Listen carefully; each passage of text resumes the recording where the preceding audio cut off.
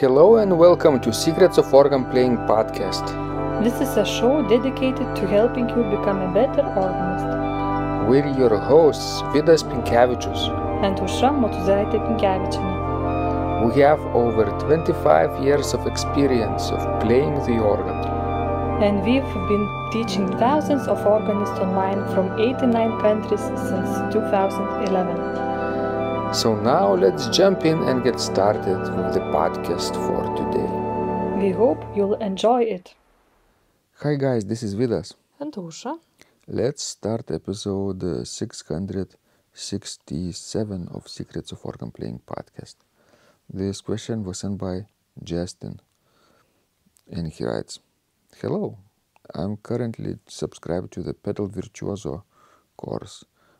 My materials for the week usually arrive on Wednesdays around 11:30 a.m. local time, but for some reason I didn't receive my materials for week 5, not in either my inbox or my spam folder.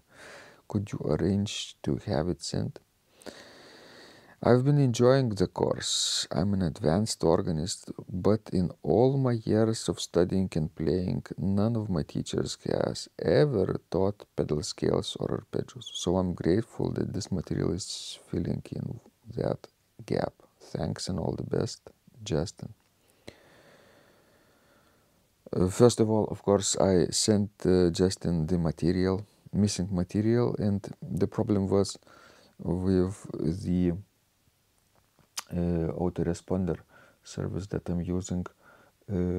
I looked up, everything was set up okay except one specific week 5, and after week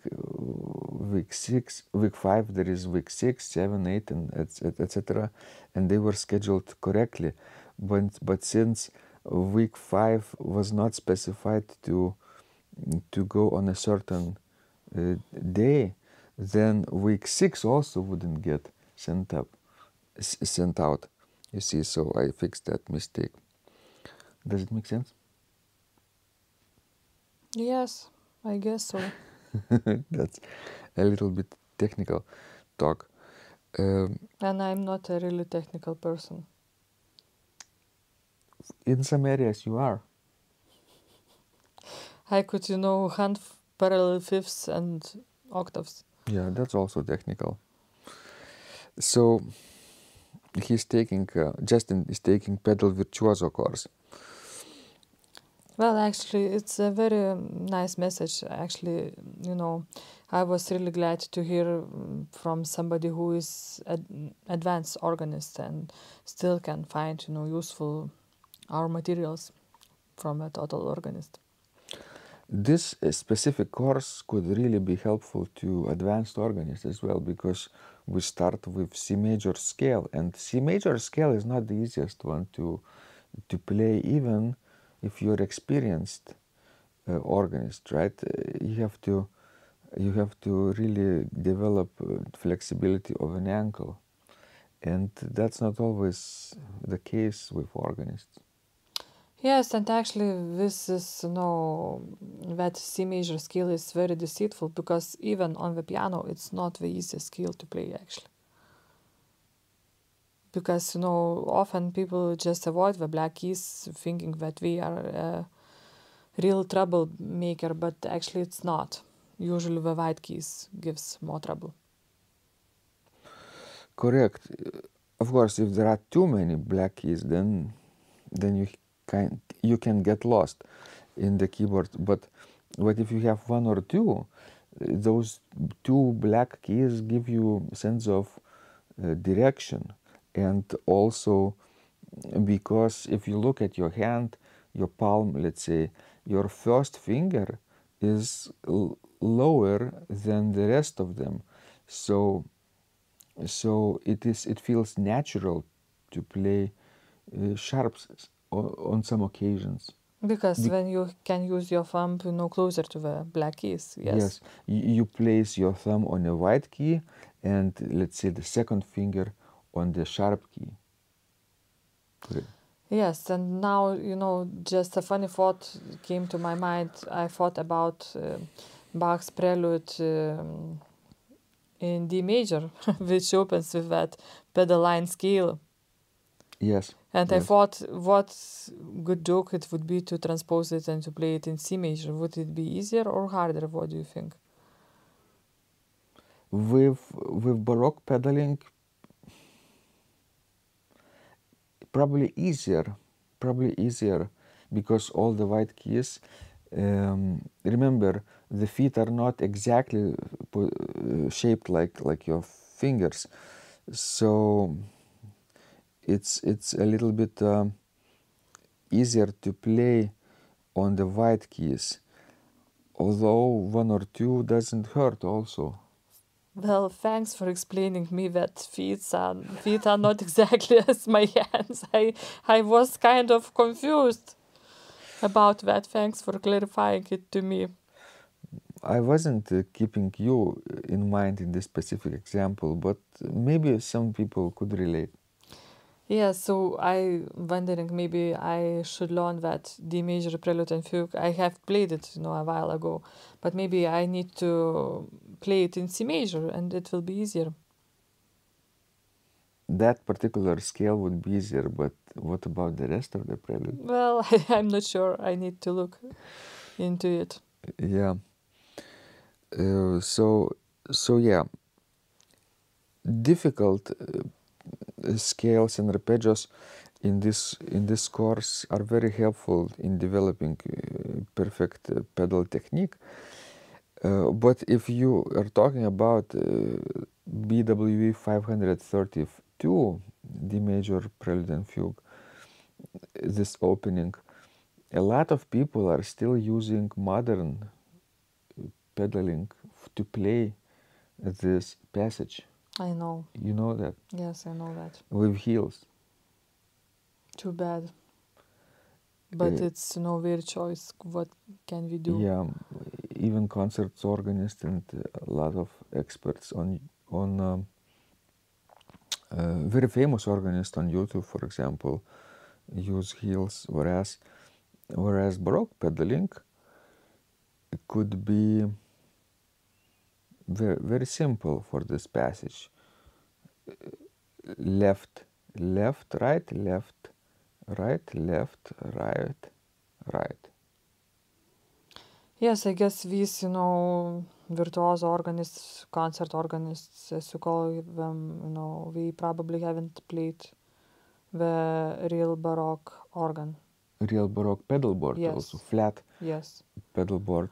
Because I just can't imagine using heels on a real original Baroque organ. Mm-hmm.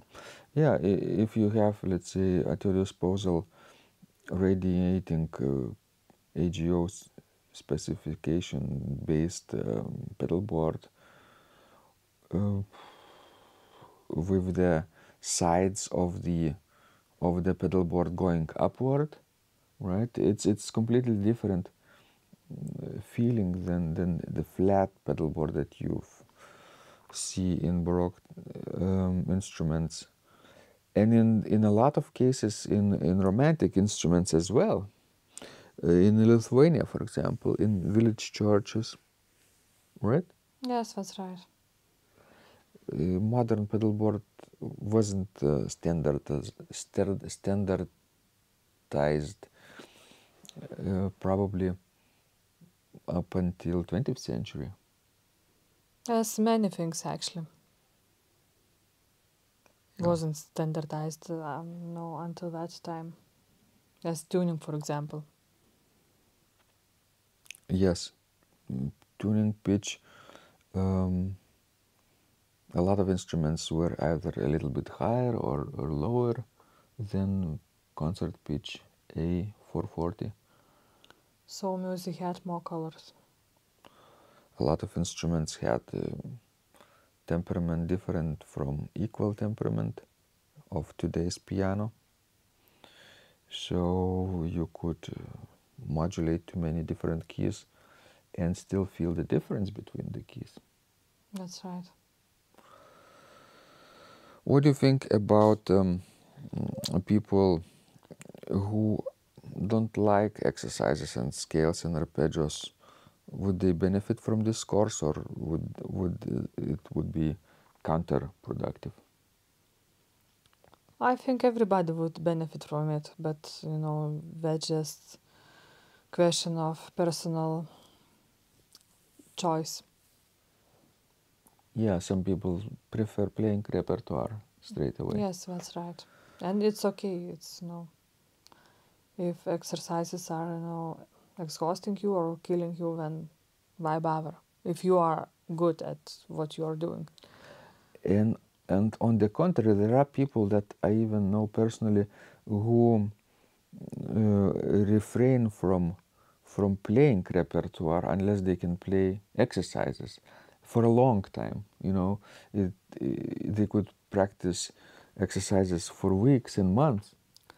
I guess probably for those people, simply exercises, it's like a therapy, like some sort of meditation. Don't you think so? Yeah, because let's say in this course you get one set of exercises every week, and if you learn one exercise per day, you get kind of sense of accomplishment. Sure, and I guess it's up to each person to find hers or his own way, what really works. Yeah. Some people play hymns instead of repertoire or exercises. They're not interested in... Which is also, perfectly normal, because the hymns are fun to play, and we are, actually really pleasing, even musically.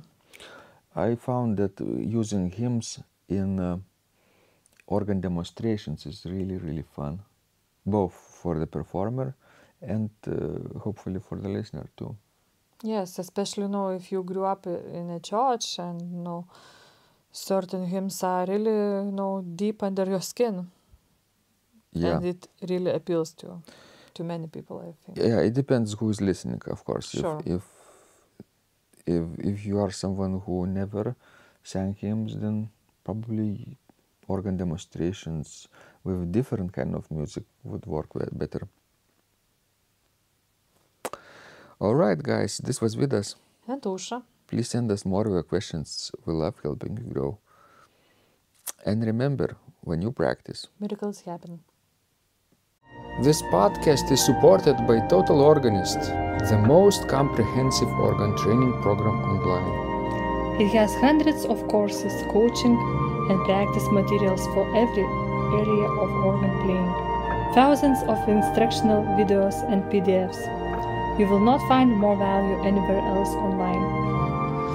Total Organist helps you to master any piece, perfect your technique, develop your sight reading skills, and improvise or compose your own music, and much, much more.